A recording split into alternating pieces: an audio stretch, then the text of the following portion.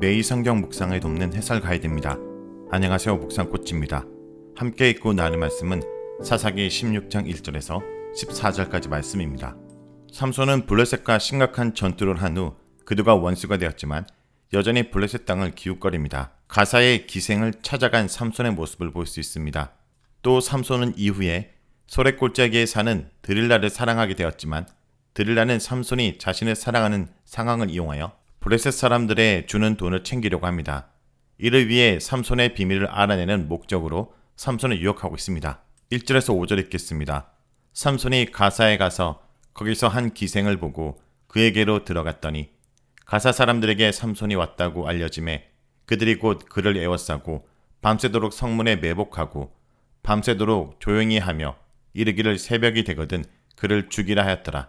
삼손이 밤중까지 누워있다가 그 밤중에 일어나 성 문짝들과 두 문설주와 문빗장을 빼어가지고 그것을 모두 어깨에 메고 헤브론 앞산 꼭대기로 가니라. 이후에 삼손이 소렛 골짜기에 드릴라라 이름하는 여인을 사랑하며 블레셋 사람의 반백들이 그 여인에게로 올라가서 그에게 이르되 삼손을 깨어서 무엇을 말미암아 그 큰 힘이 생기는지 그리고 우리가 어떻게 하면 능히 그를 결박하여 굴복하게 할 수 있을는지를 알아보라. 그리하면 우리가 각 은 1,100개씩을 내게 주리라 하니 1절에서 3절은 가사의 기생을 찾아간 삼손에 대한 이야기입니다. 가사의 기생 얘기는 삼손이 딥나이를 겪고 블레셋과 충돌을 하면서 여전히 블레셋 여자를 좋아하고 있다는 것을 보여줍니다. 가사는 블레셋의 도시로 삼손의 블레셋 여자를 좋아하는 것은 단순히 여자를 좋아한다는 수준을 넘어 블레셋의 문화와 블레셋을 좋아한다는 상징으로 해석될 수 있습니다. 그는 홀로 블레셋 사람의 근거지로 들어갈 만큼 자기 힘에 대하여 자신 있다는 것을 알 수 있습니다.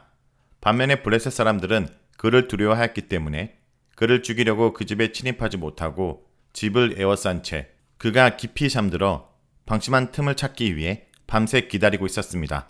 하지만 삼손은 그 사실을 알고 거기서 잠을 자지 않고 한밤중에 일어나 성 문짝들과 문설주와 빗장을 떼어 헤브론으로 옵니다. 이 거리는 대략 64km로 천안에서 대전까지 정도의 거리이며 헤브론을 가려면 약 914m의 산을 넘어야 했습니다. 삼손의 엄청난 계력과 블레셋의 시도가 삼손의 능력에 비해 보잘것없다는 것을 보여줍니다. 이 에피소드는 삼손은 여전히 블레셋을 좋아하지만 블레셋은 삼손에게 매우 적대적이라는 것을 보여줍니다. 헤브론은 유다 지파 지역으로 삼손은 자신을 묶고 블레셋에게로 보낸 유다 지파 사람들에게 자신의 힘을 보여주었습니다. 하지만 그 이상의 일은 일어나지 않았습니다. 블레셋 사람들이 삼손을 죽여야 될 원수로 생각하고 그를 죽이기 위해 골몰을 하는데 삼손은 여전히 블레셋 지역에서 이방 여인인 드릴라를 사랑합니다. 삼손은 하나님께서 주신 힘을 가신하며 자신에게 닥친 위험에 무관심하였던 것입니다. 삼손은 소렛 골짜기에 사는 드릴라를 사랑합니다. 소렛 골짜기는 이스라엘과 블레셋의 영토 중간에 있는 지역으로 드릴라가 블레셋 사람이 아닐 수도 있음을 암시합니다.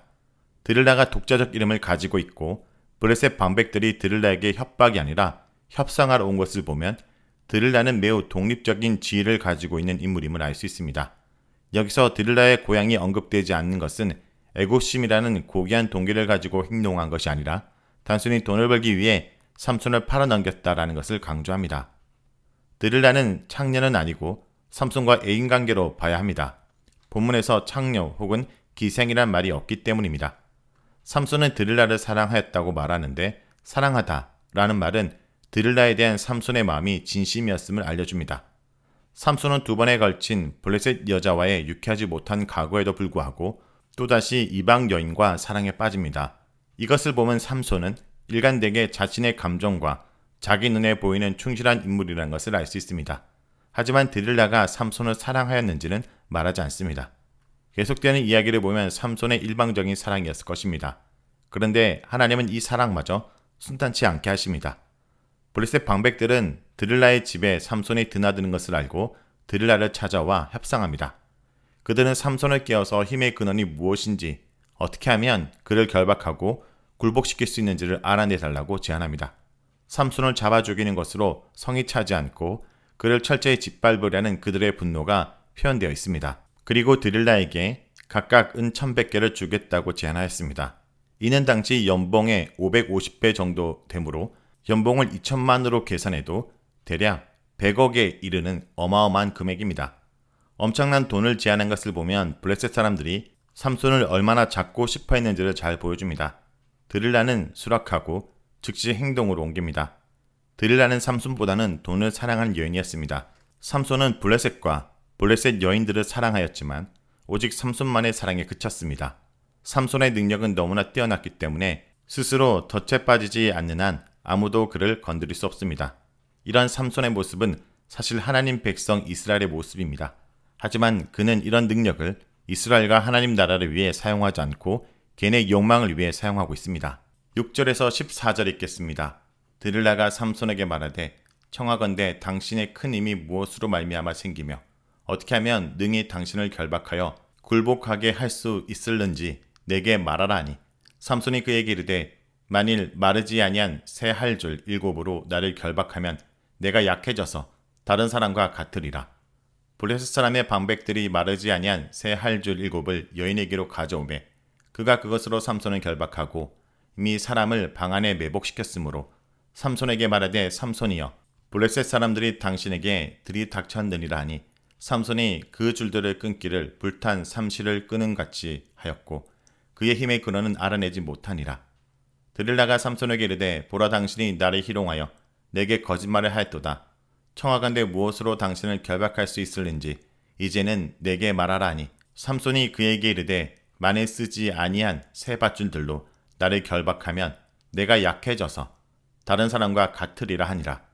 드릴라가 새 밧줄들을 가져다가 그것들로 그를 결박하고 그에게 이르되 삼손이여 블레셋 사람이 당신에게 들이닥쳤느니라 하니 삼손이 팔 위에 줄 끊기를 실을 끄는 같이 하였고 그때에도 사람이 방 안에 매복하였더라.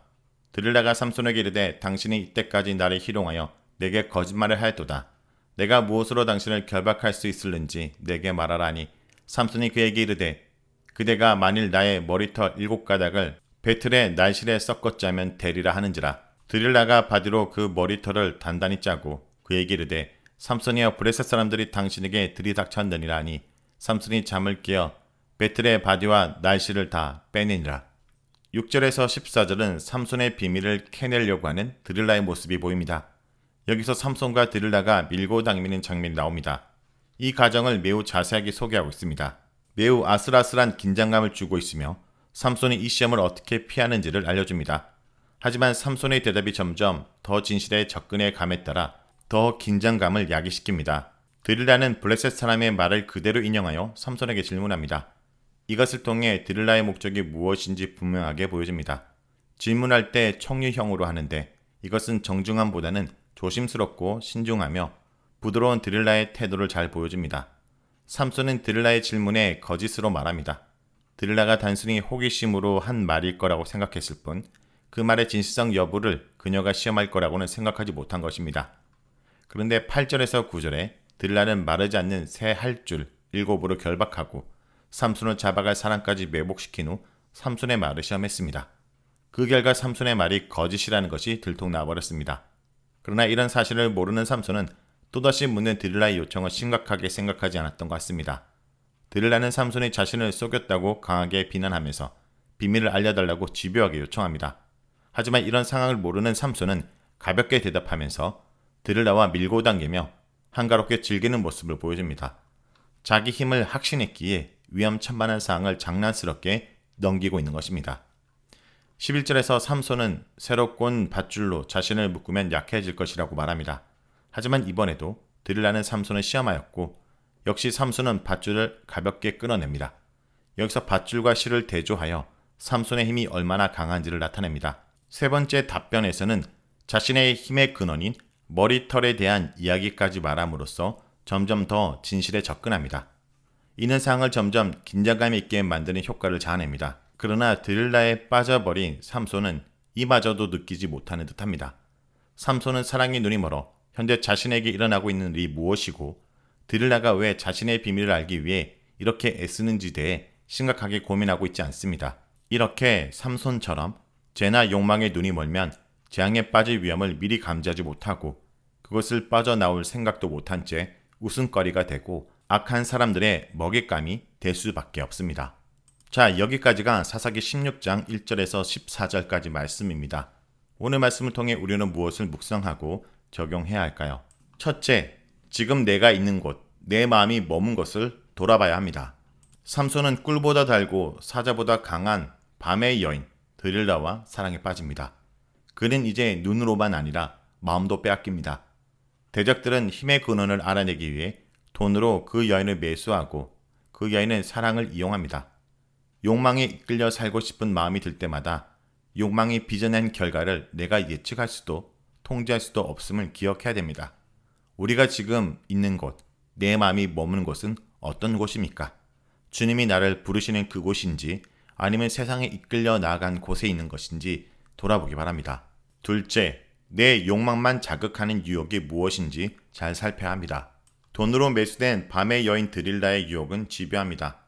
삼손은 돈 때문에 사랑을 배반한 것도 모른 채 교활한 그녀의 교태 속에 농담 섞인 대답으로 힘의 비밀을 누설하려고 합니다. 이처럼 우리를 넘어뜨리기 직전까지 지칠 줄 모른 죄의 달콤함과 집요함을 경계해야 됩니다. 하나님의 말씀과 사명에 눈을 감고 멀게 하는 것이 무엇인지 살펴보는 하루가 되길 간절히 기도드립니다.